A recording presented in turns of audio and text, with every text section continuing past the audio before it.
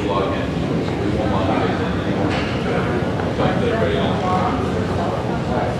I found out that Not too long causes conflicts and stuff, so we're going to log in. well, it's not been so long. Okay, so you remember as two old at the same time as the kids are like that's a part of our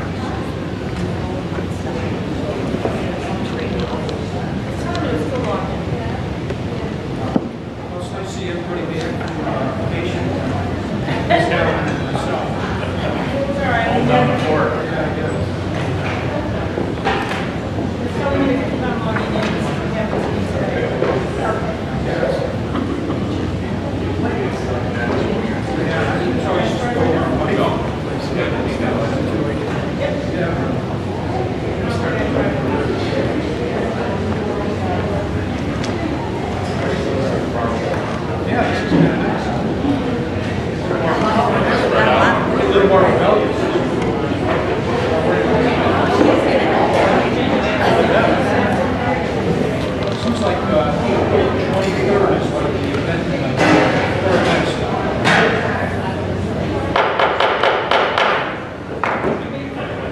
This meeting will now come to order.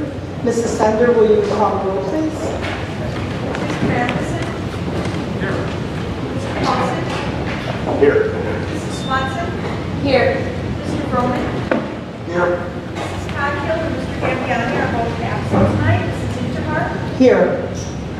Mr. Bendis, will you please lead us in the pledge?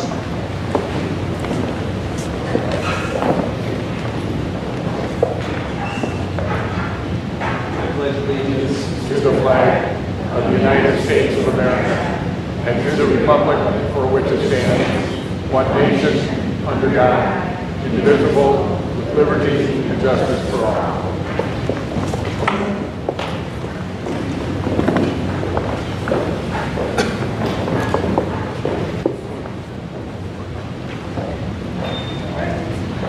Communications with the whole school, Mr. Bendis. Thank you. Thank you for the lovely performance by your orchestra. It was fabulous. Yeah, they are something else. I think they're, some of them have homework, and I know my guys over here too. That's our Future Cities team. Took second in state this year. I just did there with some margins. A wonderful group of kids too. So they're going to get out of here and go do some homework as well. Not that that's all we do at right. So welcome. I am going to try to show you a little bit about Franklin over some of the things that I'm really proud of. I must tell you that I struggled with what to share with you. That's not a nice picture. Tonight, because I started out thinking about different things that I was really proud of as the principal of Franklin. And my list just kept going and going and going. And I saw Mr. Farley's eyes in my head rolling and rolling and rolling, you know. And so I stopped at slide 75. No, I'm just kidding.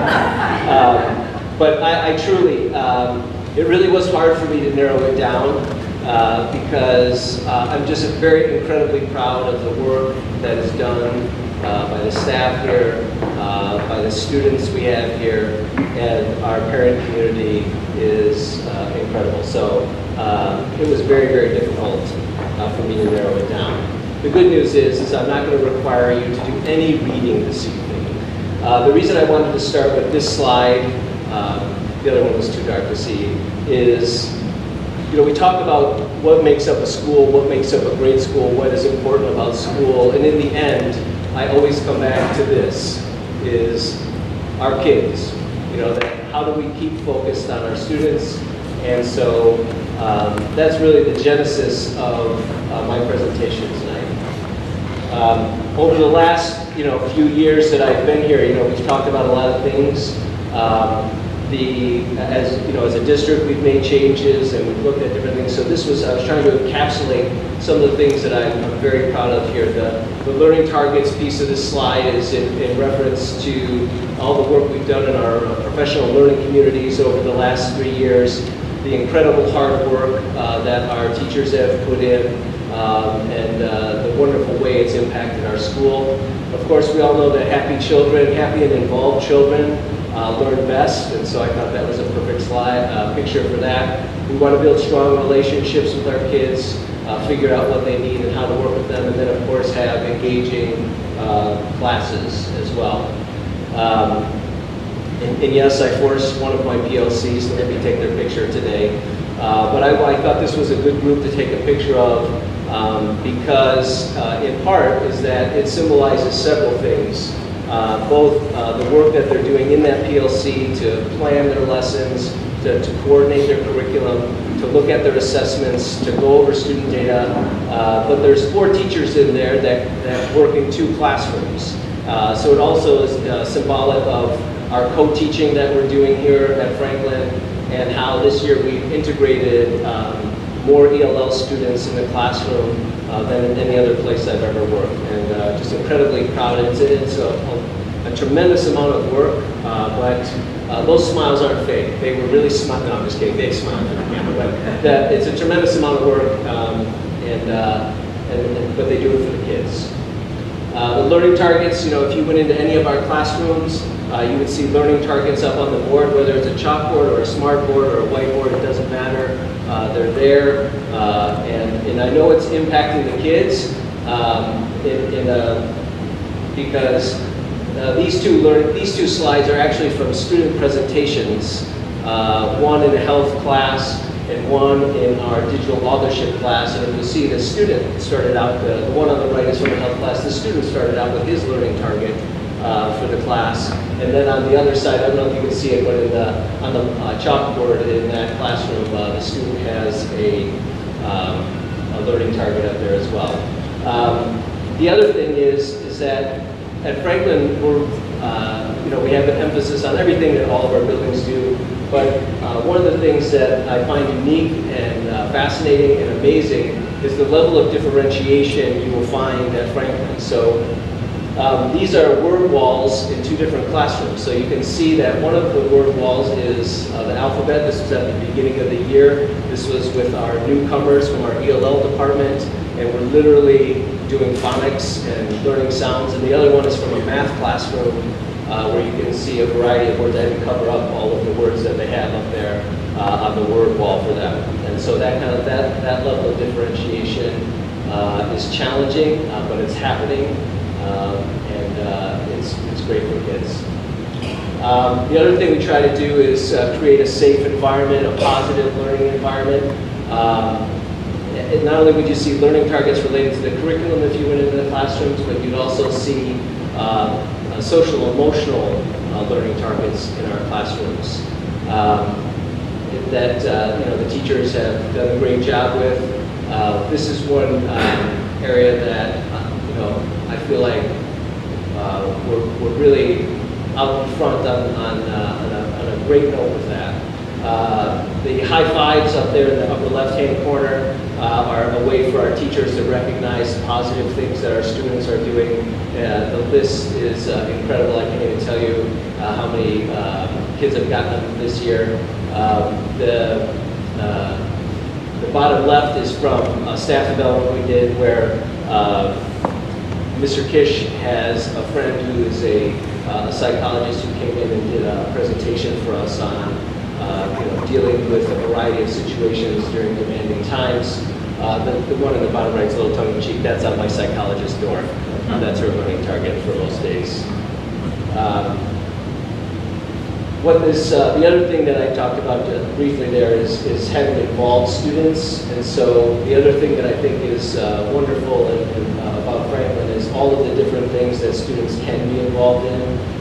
Some of them are ours unto themselves and take place during the school day. The bottom right-hand corner is, again, our wonderful orchestra.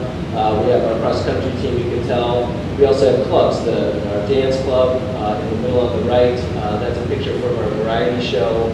Our chess club is something that we have in the evening and quite successful. This was brought over from some parents that said, hey, can we have a chess club and so on and so forth. And so we have, that picture doesn't do it justice. There's probably 25 students there in the evening when we have our chess club, and that's our chorus up there. our music department at Franklin. We're a school of roughly 750 students this year, and we're close to 400 students participate in one of our 3 music departments. The other thing that we look for or encourage as in any good community is the innovation. So whether it's in an art class like the upper right, the bottom right is from our entrepreneurship class. This is actually one of our students presenting at the entrepreneurship fair. You know, we changed our electives a few years ago, so I thought you'd like to see one of the results of that. So this was at the fair at the end of each semester that the 4 teachers at the buildings put on. This is one of our students. They had judges come in, including members of the Chamber of Commerce come in and judge the students' presentations and so on and so forth. And then on the left, this is from our Project Lead the Way class, from the automation and robotics class. And they were given a problem of how to create, they needed to create a way to control something in space that was outside of the space module and around the corner. And so this student successfully completed that, and that's his project there. The other thing we look for is innovation from our teachers. So whether we're using tablets in the upper left there that were purchased this year, that teachers have, all the teachers have access to. The tablets on the upper right are ones that are primarily used for Word and internet access. And they were actually purchased through one of our teachers, put something out on her Facebook page, and her friends donated the money to purchase that. And then on the bottom there are Kindles that we purchased this year for our reading classes and our ELL, I shouldn't say we purchased that, that were purchased for our ELL classes and our reading classes. And part of it is that if you're a student and you're 3, 4, 5 years behind grade level in reading, not through any fault of your own, but just circumstances, or you're from Burma and you've just arrived, so on and so forth. What's a way for us to catch you up? How do we also make sure you have a library that you have access to? I mean, it's a challenge sometimes to just find the books. I shared this with a couple of our parents, and one of our parents purchased all of these Kindles for this. And so these kids here are reading, and then they're able to touch vocabulary words that they don't understand and get access to the definitions right there. Times have changed. I remember being a teacher and being excited when we got the newest version of Windows or Word, so that it was easier for me to cut and paste and so on and so forth. And so this is just one of our teachers. She put together a symbol of all her sites that she's using or trying out, and shared this with other teachers and so on and so forth. So whether we're innovating in the classroom with what our students are doing, or how to reach our students, or the teachers themselves going out on their own, it's good for kids, and they're doing a great job with that. Just a couple of positive stories that you might not hear, and actually Mr. Harlan's actually here, but in the upper left-hand corner there, this is something that completely impressed me when I arrived 4 years ago, is that on his own accord, Mr. Harlan, who's in the back there, and his family have, at Christmas time, have helped our ELL students into the tradition of making Christmas cookies. And so they do it over winter break on their own time. We don't have the kitchen anymore, so this year they went to Wheaton North and did that. And a lot of teachers have participated in this before. It's that kind of selflessness that I'm also very proud of as well. The bottom left is that chorus picture. I put it in here again because our chorus instructor and Mr. Kish have developed a partnership with a convalescent center, actually more than one convalescent center. Our chorus actually goes out and sings at different places. It's been great. I've seen a couple of them, and anyone who's ever had a family member in one of those is always it just brings smiles on their faces. And then on the right, those are actually Wheaton College students that needed some hours, and our reading department arranged for them to work with some of our students either during the school day or after school. And so at one time we had 17 Wheaton College students, so the partnership for that as well. We'd like to celebrate, so there's our Future Cities team.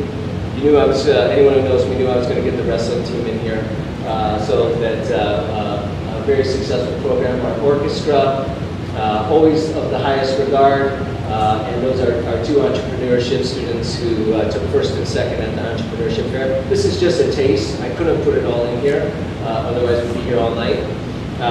Lastly, right before the break, we had a dodgeball tournament here, and I'm sure you might have heard about it, but what so impressed me about this was that it was a great culmination of a lot of different things happening at the same time.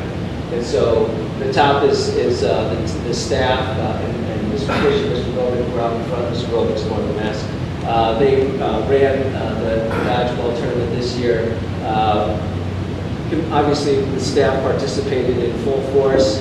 Teachers from other buildings. I don't know if you can make him out there, but in the back on the left a little bit, you can see Matt Miskin came over and played.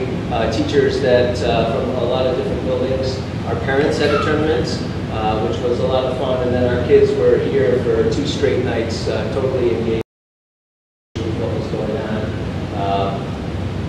Participating on our teams. I remember, when I became a middle school teacher, I'd come from the high school, and the team I was going to go on asked if I could be goofy. And I thought that was a strange question at an interview, but then I realized, when you work at a middle school, you have to have a little of that to be here. In addition, the work they did is Mr. Kish reached out to some of his friends and contacts and so on and so forth. So we had the Wheaton North football team, fire departments from Wheaton and Glen Ellen, and the police department from Wheaton, and that's actually a minor league hockey team that was in contact with the family. It was to raise money both for the school, but also for pediatric brain cancer research because of the family in our area. So I don't know if I made the over and under on time. Bill will tell me later, I'm sure. So if he doesn't, Rod will. But anyways, I just wanted to share a few things with you about what goes on here at Franklin. And that's just a snapshot. That's not in totality, but it definitely makes me proud to be the principal here and to get to work with these people and these students and their parents here. So I thank you for the opportunity to share a little bit about our school.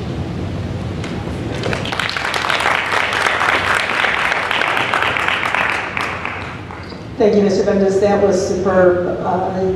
When you walk into Franklin, you feel the warmth and just the sense of good that is going on in the school. So thank you for all you do, and thank you to all the teachers and the PTA here. Oh yeah, I forgot. I have several teachers here. I recognized a couple, but we have several teachers here that don't want me to call them up here by name, but very happy that they're here. Mr. Kish, of course, is here, and so and our PTA with the homemade cookies as well. So thank you. Yes, thank you so very much, and especially to Mr. Kish as well. I know he's a big part of what you're trying to do here, and I know I sit with him on the social emotional learning committee, and you can really feel his influence and his care for the students. It's very special. But so thank you, staff. We know you're busy. If you would like to leave, you're welcome to stay for this exciting meeting. But if you would like to leave, you may do so. Thank you for coming, and thank you for all you do for the students at Franklin Middle School. Are there any modifications to the agenda that staff or board members wish to make? Mr. Farley? Mrs. Inter, we'd like to move item 7, approval of the IGA for virtual learning. That's the hold for tonight, and we'll bring it back at a future meeting. Is there any objection to removing that agenda item? Okay, thank you. We have no public comments. No one signed up for public comments tonight on agenda items. So we'll move right into the consent agenda, if that's okay with everybody.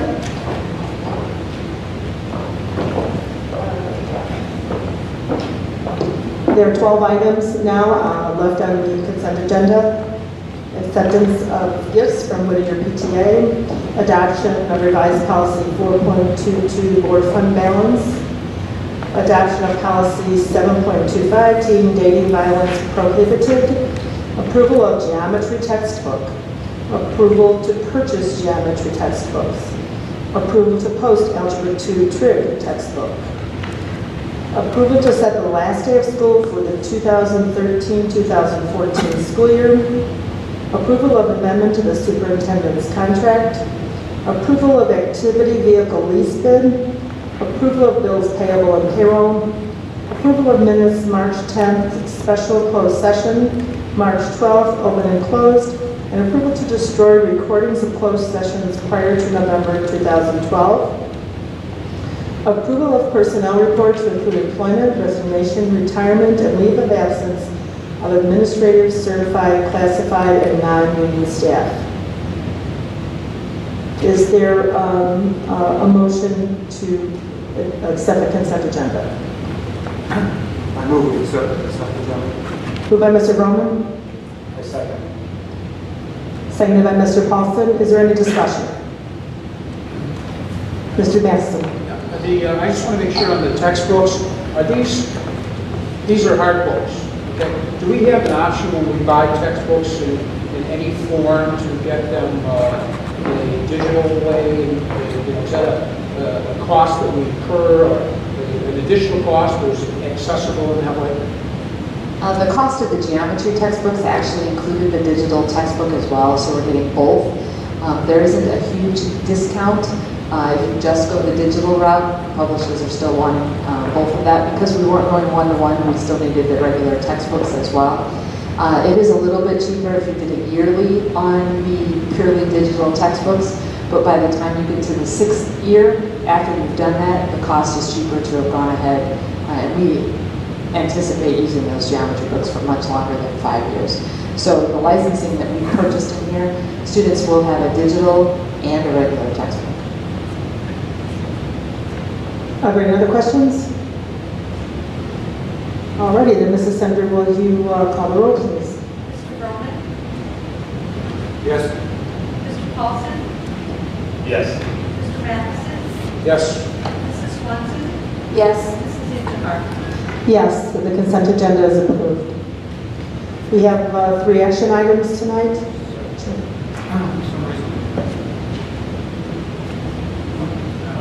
Seconded.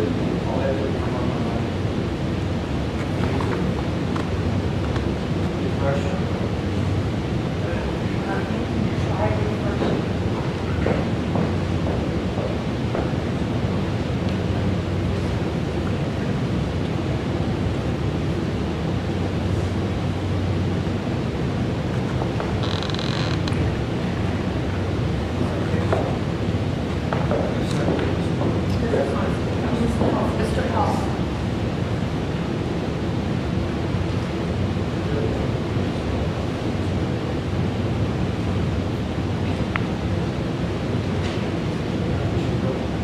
Okay, well, board members, please vote on one.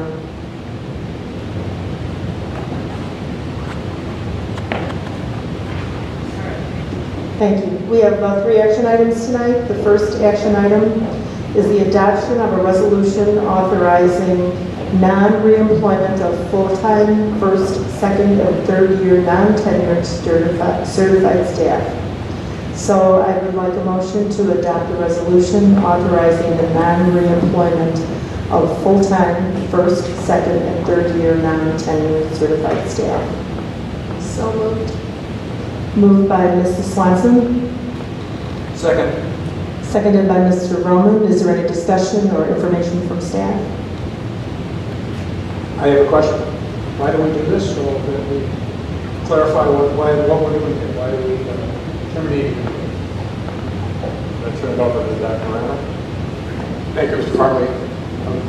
These are employees that were hired under a 1-year contract, and to formalize the termination of that 1-year contract, we need to submit this resolution. They were hired to fill vacancies for people that were on leave of absence. And so we have to release them through this process at the end of their 1-year contract. So does this cover anyone that's not tenured, basically? Is that, I mean, we're talking about first, second, and third year non-certified, and then I think we're going to, okay, non-tenured certified, okay.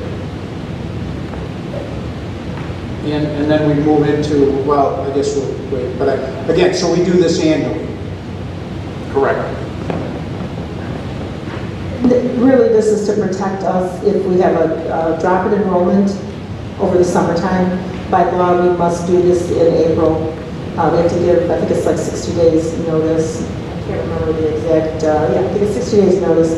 And so if our enrollment drops, we have other issues, changes in demographics that require a different level of staffing, then this allows us to, have that money in our budget to hire the appropriate people back. Typically, when we do this, quite a few of the people we release come back. But in order to protect ourselves, we need to do this in April. Did I explain that correctly? Yeah, I guess the question would be, what historically do we re-engage 50%, 10%, most, few, again? We may not reemploy any of these people. These people were simply hired for 1 year. There was somebody on a leave of absence. We hire these people replace that person on leave of absence. The person on the leave is coming back to work next year, and we're releasing these people from their contract. They are not tenured teachers because they've only worked for us for a year or 2 years, or in some cases 3 years. So they've not gained tenure by the tenure law, and so we need to release them from their employment. If we reemploy any of these people, it would simply be because there's another leave out there that we have to fill, and we may employ these people for that. But we have no obligation to reemploy these people. They're simply on a 1-year contract that we're letting go because we only needed them for employment for 1 year. Okay, so anyone that is, let's say you have a 2-year teacher. Every 2-year teacher is part of this group. No. We have teachers that are employed for us for 1 year, 2 years, 3 years, 4 years, and we're going to continue their employment. These are people we've only hired for 1 year. They're, if you will, long-term substitutes. And so there was no expectation of their continued employment. We simply have to formalize that there's no continued employment. Thank you. Within 45 days of the end of the contract. I understand.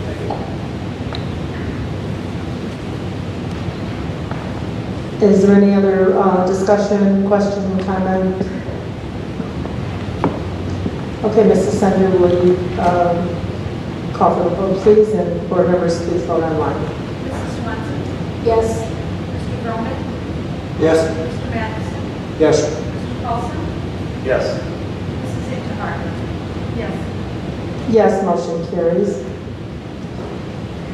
Next, we have adoption of a resolution authorizing non-reemployment of part-time, non-tenured certified staff.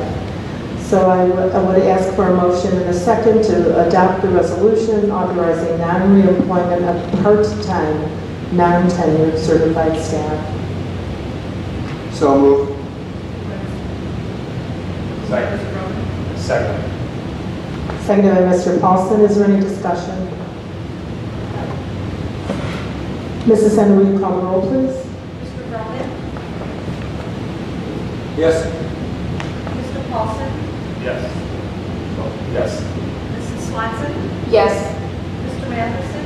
Yes. Mrs. Interhart? Yes, motion carries. The next resolution is, so we get, the next item on the agenda is the adoption of a resolution for reduction in force, dismissal, and termination of classified staff. So I would like to have a motion and a second to adopt the resolution for reduction in force, dismissal, and termination of classified staff. So moved. Moved by Mrs. Swanson. I second. Again. Seconded by Mr. Paulson. Is there any discussion? Mrs. Sender, will you call the roll, please? Mrs. Swanson? Yes. Mr. Paulson? Yes. Mr. Matheson? Yes. Mr. Roman? Yes. Mrs. Interhart? Yes, motion carries. Next, we have approval of a flooring bid and building permit for Wheaton North High School's Library Learning Center. May I have a motion, please? So Moved by Mr. Roman, Second. seconded by Mrs. Swanson. Is there any information the staff has? Just to comment, this is the replacement of the carpet that was taken out after the flood occurred in the library back in December 2013. Staff at the school has worked closely with some flooring manufacturers to pick out a product we feel will work well in the library learning center. This cost for the product will be covered by insurance proceeds. Any question? Mrs. Sender, will you call the roll, please? Mr. Croman? Yes. Mrs. Swanson? Yes. Mr. Matheson? Yes. Mr. Paulson? Yes. Mrs. Interhart? Yes, motion carries. The next item for action is approval of a locker bid and building permit for Monroe Middle School. May I have a motion, please? So moved. Moved by Mr. Paulson. Second. Seconded by Mr. Vroman. Is there any information from staff? This is the first of a few bids the board will see relative to the projects identified as part of the bond sale, a recently completed bond sale. The district received the proceeds right at the end of March 26th, I believe, and we're hitting the ground running here to meet our summer deadlines. So the lockers with the lead time on those are something that we need to get out to bid right away. And as the board approves, this is for Monroe Middle School, and will again be the first of quite a few bids that you'll see coming forward to the board. The majority of the rest will come in May. Any questions? Yeah, I just had one question. Well, two questions, I guess. We're about $118,000 on the budget on this. I guess this is more of a request for the next meeting, perhaps, is we approve a lot of different projects, or a lot of different bids. We get a cost report, as you know, and then the bids come in, so we can see how much we have available for other projects, because I noted that we did tile, flooring, and the other schools. This would be an alternate bid for this. It'd be nice to see that account for the project. I have that spreadsheet on my computer and give that to you very quickly. Obviously, as these bids come in, we're keeping a close eye on the total dollar amount. I will tell you, with the price of petroleum, I'm a little concerned about paving. Also, paving has some wild cards once you start digging. As I'm sure you're aware, Mr. Paulson, here in the field.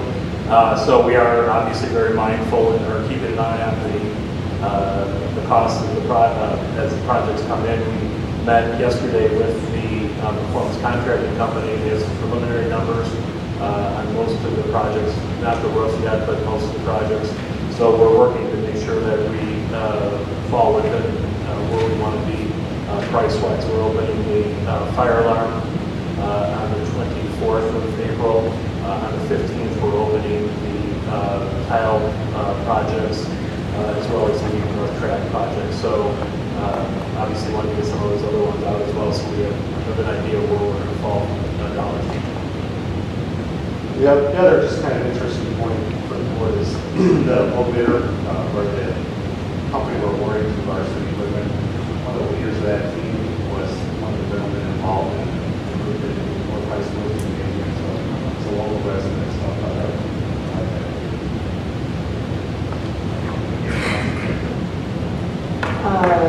First pond. Yeah, there you go. Good. Oh, that's good. That's good. Very generous man, and it's nice to give him some business. Absolutely. I'd like to, I think, again, I thought I heard you say this, but I assume that your schedule will show what the original estimates were, and then also the cost of the bids as we accept them or something. And again, I'm really, really pleased that we're using local type contractors. Obviously this is a bid process and so on, but, whenever that opportunity arises, that is really great. Just a quick question. It said that the scope was reduced. Could you just briefly say what was that reduction? And are they going to configure those lockers any differently there? We are. Never pleasing to the eye to me when I go there. We are. That was part of the scope and part of our conversation with the school. Once we were moving forward, we sat down with the principal and assistant principal, and obviously at middle school level, supervision is a key factor. So the lockers, as they are located now, will all be removed, and we are putting lockers similar to what we put in at Hubble, the double stack lockers. So they'll be 12 inches wide, 15 inches deep. So the ones that are there now are 9 inches, which are hard to get in backpacks and coats in the winter and such. And so we asked the principal at Monroe to talk to Beth Sullivan and her folks out at Hubble about how they work for them, and they were excited to hear how that's worked. So we're double stacking them, which means there's far less on the island. We're taking advantage of the walls as well as the wall lockers, as well as they're going to be running like north-south now instead of east-west, so that will allow for a longer cycle and far less of that. Good. Any other questions? All right, Mrs. Sender, will you call for the vote, please? Mr. Paulson? Yes. Mr. Froman?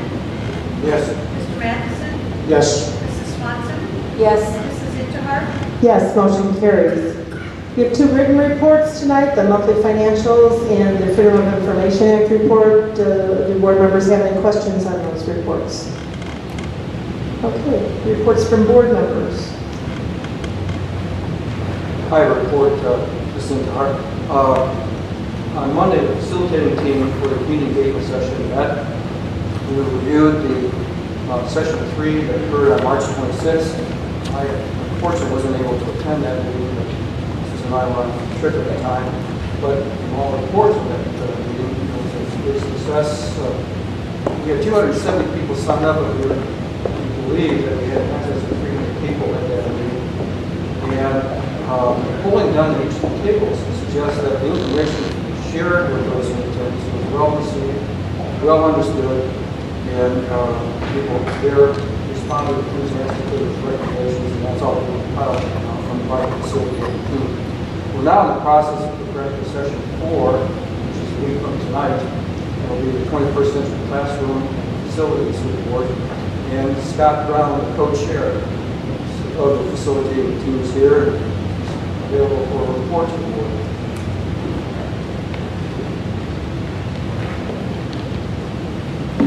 Thank you, Mr. Froman.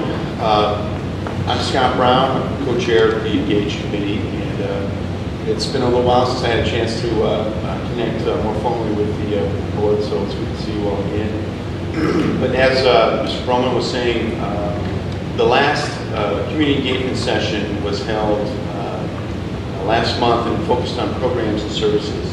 So we had a great attendance. I think that's always, from my perspective, always the big bogey as whether the momentum of these sessions carries on. So as we can see by the attendance figures, I think total bodies there was somewhere between 300 and 350, which is right in line with what we've experienced in the last sessions as well. So just a little bit more specifically on the attendance side of things.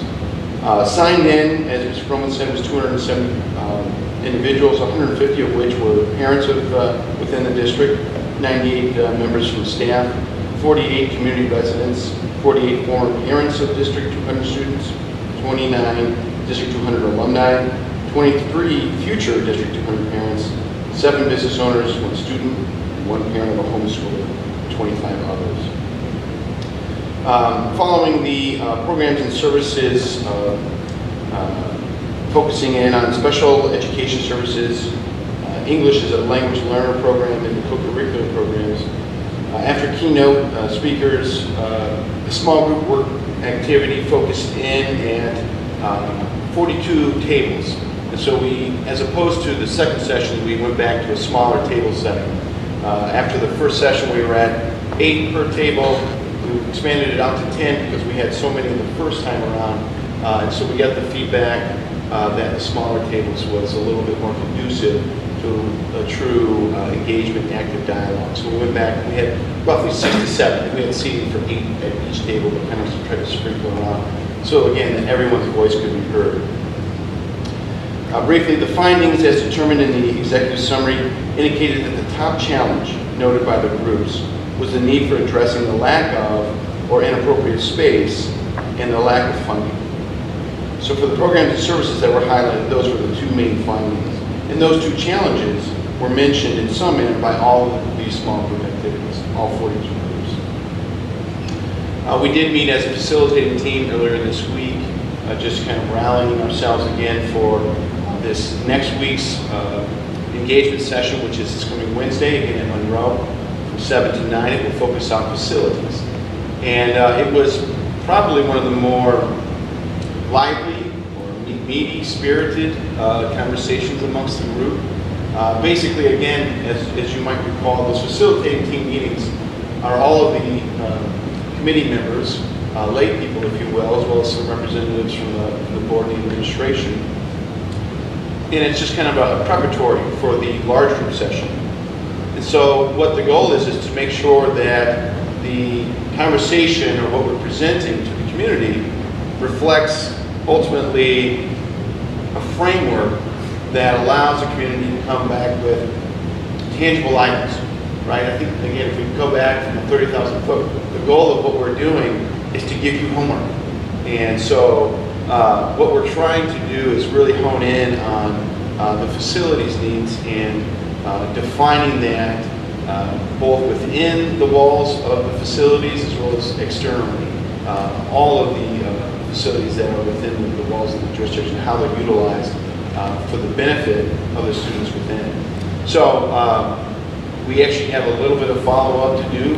Tomorrow there's another session for some of the facilitating team to hone in on that, but we're excited. And so again, next Wednesday, facilities will be our next topic for the engagement session number 4. So appreciate the board's interest and participation.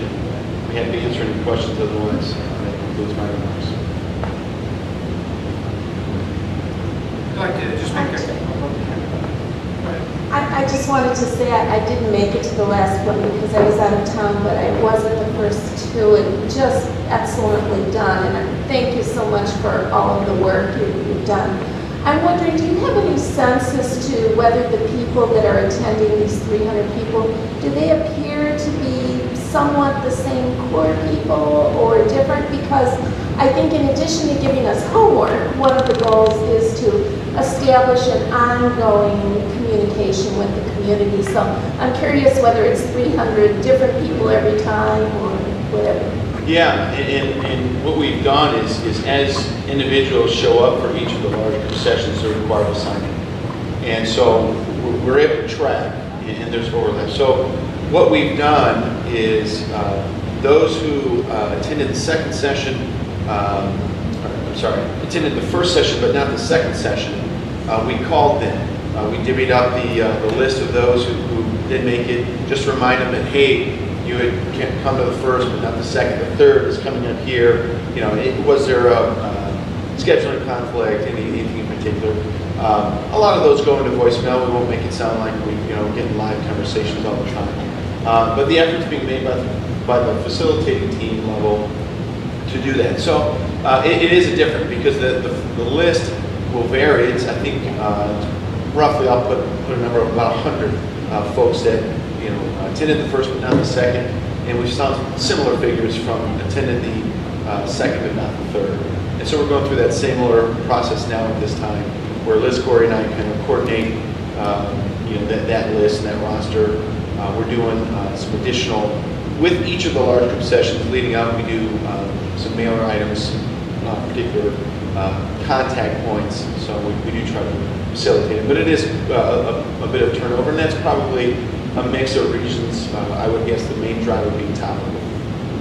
Well, thank you so much. And the idea of you guys splitting up the list and calling these people, I think, is above and beyond the call of duty, and I certainly didn't know that, so that's terrific. Thank you. Voicemail makes it so much easier. It's like, 14 or 28 people call, and I talk to 4 live people in a while. And if we didn't get that far, we were going to make Mr. Paulson go do it. He's good at that. Could I just point out here, Scott mentioned about how we're keeping track of attendance, and this highlights to me the great work that Marion Gunderson and Michelle Rollins are doing in support of the staff, accumulating all of this information, keeping track of all the information and the attendance, and making sure the tables are set up well. They're doing a great job. I would just like to add that I was really impressed with the turnout. Usually as this goes on, especially in the for spring break, you can expect a much bigger drop off. And I've seen that in these kinds of sessions that I've done. I was really encouraged with pretty much stay the same as second session. I would anticipate as we get into facilities and then I think finances and early May, we're going to get probably more people. So pretty proud of our community and people showing up, a broad spectrum of participants we're seeing. I think I heard the total number of people around 500 individuals that showed up at a meeting. At least one of the events. And we know we're getting a group of people that come in that don't sign up, so they don't have all the Mr. Benson? I just want to thank you for your effort and, not only yours and Ms. Corey's, but also the whole facilitating team. It's a big commitment. I would hope that we will give consideration to some kind of brick from Hubble or something like that at the end of the day. But, I do appreciate what we're doing here. And one question I would ask is, are you feeling that you're getting good guidance from our consultants in helping through the process? Yeah, I would say on a couple different levels. From my end of things, trying to facilitate and serve as co-chair with Ms. Corey, Unicom has been very helpful in just, again, providing a framework or a runway for what this looks like with, really leaning on the historical times that they've done this with other districts and such. And so, from a guidance of helping to manage expectations on what we can expect, again, it's interesting that we have 70,000 plus within the geography of the district, what expectations should be for these larger group sessions, really helping steer just the facilitating team meetings from a logistics standpoint. So it has been helpful. Dan Burns in particular has been able to participate, at least being physically present at the meetings. But what's nice is once at the facilitating team meetings, like for example, this last one we had, Unicom quite honestly was in the shadows, which I think quite honestly it is helpful, because what we're trying to do is this is a District 200 event, right? So we need some framework, we need some parameters for what we're doing and some guidance, but ultimately the voices, the comments, the opinions shared, and the sentiment provided has been firmly rooted in the district and that community. So it has been nice to have them there. Otherwise, I think we can get a little off track. Some of the topics that we bring up in facilitating team meetings, some of the large group sessions, we get a little bit peripheral, a little bit tangential, and certainly a lot of passion drips out of that. And so having Unicom there just to kind of, again, keep it reined in, keep us on the task. I just want to re-emphasize, any way that we can communicate, including through this forum, but the next two sessions are probably two of the most critical challenges we have as a district, and that is the facilities, which we, of course, have had a recent $10 million bond issue to help supplement the process. We talked about it tonight, and then that's the April 16th meeting, and in my mind, probably the most critical meeting is the May 7th meeting, which again will be at Monroe, same time, same channel, and that's going to deal with the finances. So in reality, the underlying of all the process that we've gone through today is culminated in particularly that May meeting, like, how do we afford to do any of the above? So, it's really any way, we can I know we've had the bailouts. Again, I want to point out that we make sure we, as board members as well as community members, do as much as we can to encourage people to come to those two particular meetings. And I thank you again for your efforts. I piggyback after Mr. Matheson's comments, because I do, I'll put an early finger on some of this stuff. A lot of the topics that we've addressed to date are, we get to romanticize about what are the challenges, but what would we like to do. And so we're getting into the meat of it with these last two, with being facilities and finance, right? Because you can't do it if you don't have the facilities for it. Sometimes if you don't have the money for it. So, this is where you begin to see the tough choices are made. That's why, as a school board, it's why I'm standing on this side of the microphone, not on your side. I fully expect that each of the facilitating team members are challenged to go back to their pockets within the neighborhood or their communities or centers of influence, just to again spread the word that these are coming online. And so hopefully we'll continue to see strong turnout of them.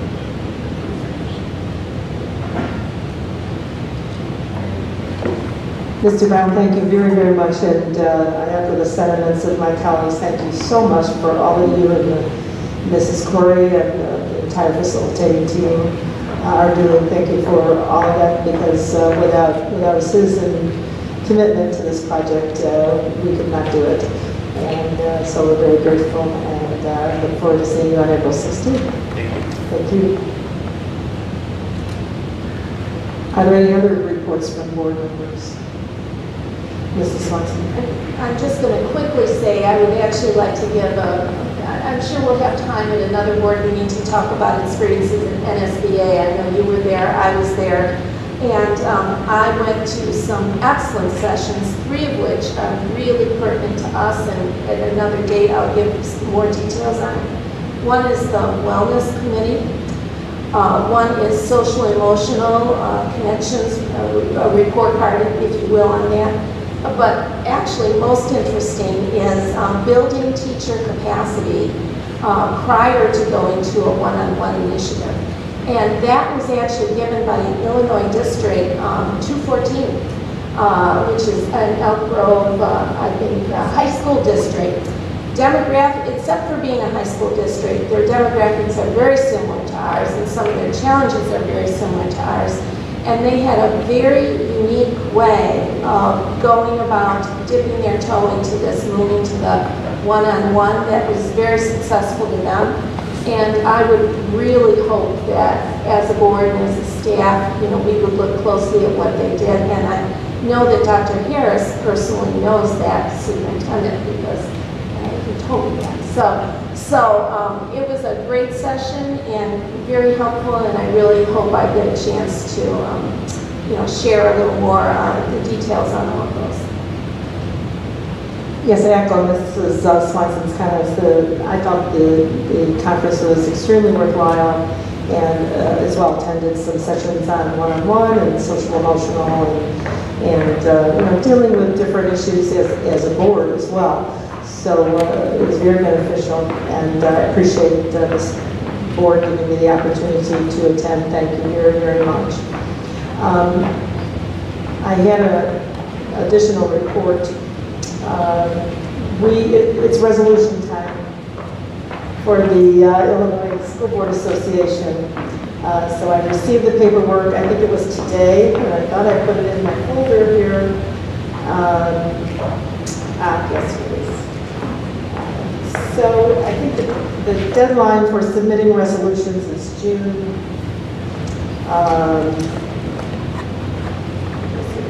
25th, Wednesday, June 25th.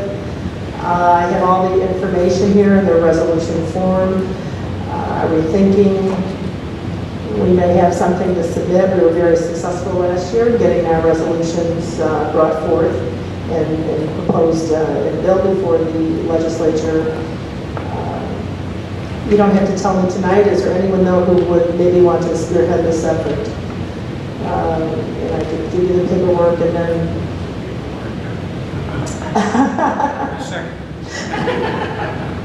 Well, I tell you the truth, I enjoy spearheading the effort. So I love that aspect of things. So if people aren't tired of me doing it, I'd be happy to do it.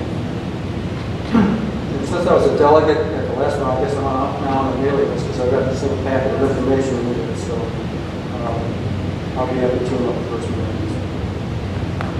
All right, super. And then there you go. Yeah. Let's reward success here by giving you more work to do. Thank you very much. I appreciate it. I also have one other item I wanted to raise, and this is from Thursday, March 13th, Chicago Tribune, and it talked about how school finances in the state of Illinois continue to slide. And what I wanted to do was just say thank you to this board, thank you to the Finance Committee, thank you to Dr. Harris, Mr. Farley, and his staff, because we are not on this list. Our finances continue to be very solid. We continue to be very healthy financially and in a good position to service our students for the foreseeable future. And I think it's worth noting and worth just a little thank you. I think a big thank you to staff and the board for that. Are there any other reports from board members? I have one question. And the follow-up to Ms. Swanson's statement about the technology program intended, I assume there will be an opportunity at a formalized basis that we will have as a board to discuss these matters. I've attended a couple programs on it and so on. So I'm hoping that we will define a date, that we will start looking at that. And I'd like to maybe see something defined by the next meeting of when we might plan a session on it or whatever, so that we really can, share our knowledge. That's quite apropos because the topic for future discussion on the agenda is a technology update. So I think that's going to be at the next committee of the whole. And I'm wondering what the best way to get our input to Mr. Mack and to the superintendent. I mean, would you want to just have an open discussion that night, or should we submit questions to you based on the information that we got at the sessions or the ideas that were generated by the, how should we do that? What do board members, Mr. Mack, think is best? My thought would be, certainly it would be nice if we're planning on, bringing up something that maybe we haven't heard the staff talk about before. It'd be nice to give them a little heads up, but for my way of thinking, I would love to hear part of that evening being an update from the staff as to where they are, where they're going. But then another part of the evening being a discussion among us of, ideas that we've run across, what our thoughts, and putting some stakes in the ground, whatever that may be. So in other words, not necessarily just filtering it all and come back that way, but certainly giving them enough heads up if it's something that we're going to bring up that they may not know the answer to unless we tell them that. I mean, that sounds reasonable to me. I'm sorry, Ms. Madison. Yeah, I think that your point is well taken. I think I'd like to see what our tentative plan is as a district from administration's point of view, and then share that information and then basically comment on it as we have heard about it from different programs we've attended. And, I would hope that they would be consistent with many of those that we've already heard. And if not, then we would, propose those questions. I think we're still in some fundamental stages here, but, I just want to make sure we keep that ball rolling and, really kind of define some dates and times and so on. Okay, so it sounds to me that if any of us have information that we think might be a surprise to the staff, then let's get that information or that question to them ahead of time. But if we think that it's going to be something that we're relatively familiar with, and that they're relatively familiar with, so that we can have a meaningful discussion, then we'll just leave it for that night. Does that sound like a plan? Okay. Yeah, well, Dr. Harris comes back, we'll talk to you. All right, thank you. I have any other questions, any other reports? There's several announcements. On April 15th, there will be a chance to chat with the Board of Education at Wheaton North High School from 4 p.m. to 5:30 p.m. Our committee of the whole will be on April 23rd. Unless there is an objection from the board, we plan to meet at the Technology Center of DuPage. Our meeting will be at 7:30, but the plan is to have dinner cooked by the culinary staff there, the culinary students, a tour of the facility, and prior to the meeting. So unless there is an objection, that's the plan for April 23rd. Okay. Right, I was going to say, is 5 o'clock is the plan to start with dinner or tour? I don't know which is coming first. So thank you, Dr. Rammer, for setting that up for us. And just to clarify, no, this isn't the meeting where we're doing the technology update, though. So that would be the meeting that we would need to get things in for. Okay. I assume that update will be after the 7:30 regular meeting. I personally will not make the April 15th meeting. I will probably be elsewhere. I don't know where yet, but it won't be at this the chat. But also on the 23rd, I'm president of the Downtown Wheaton Association. We're having our annual dinner that night, which starts at like 5:30, so I will not be able, I'll be able to make the board meeting most likely, but I will not be able to. Okay, yeah, no, I'm pretty sure if you can get there by probably even, 7:45, by the time they go through the formalities of getting everyone together, that should be good. Thank you. Okay, our next regular meeting will be May 14th at 7:30 at Monroe Middle School. Maybe in the midst of the lockers, the old lockers, maybe the last time I see them. So anyway, are there any public comments on non-agenda items?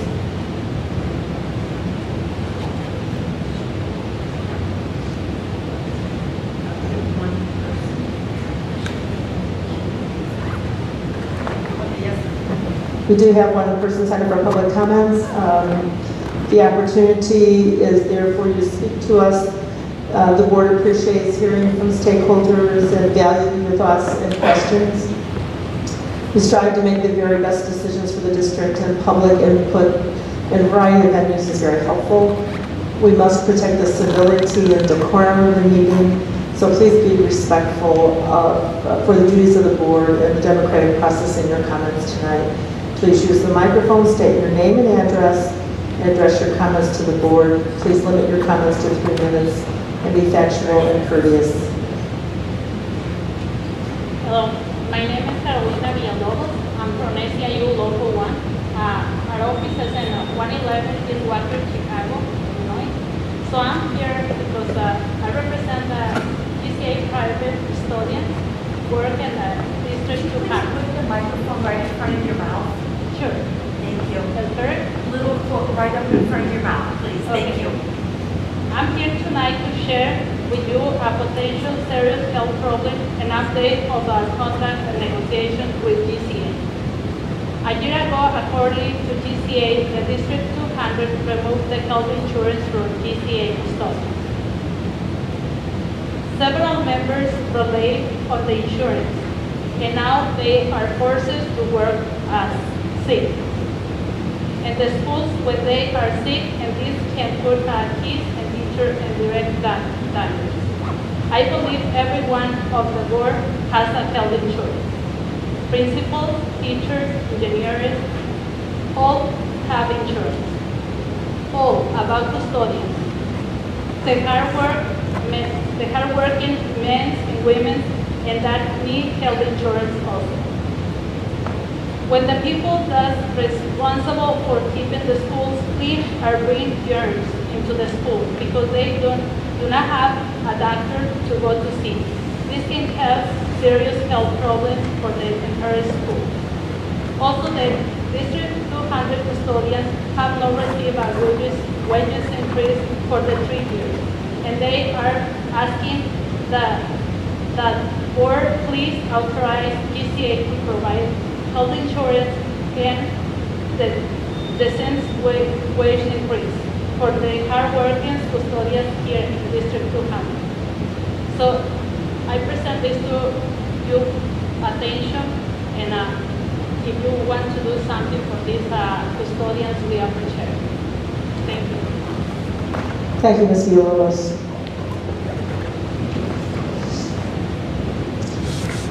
Having no more business before us tonight, I'd like to entertain a motion to adjourn. So moved. I second. Seconded by Mr. Paulson. All in favor? Aye. All opposed?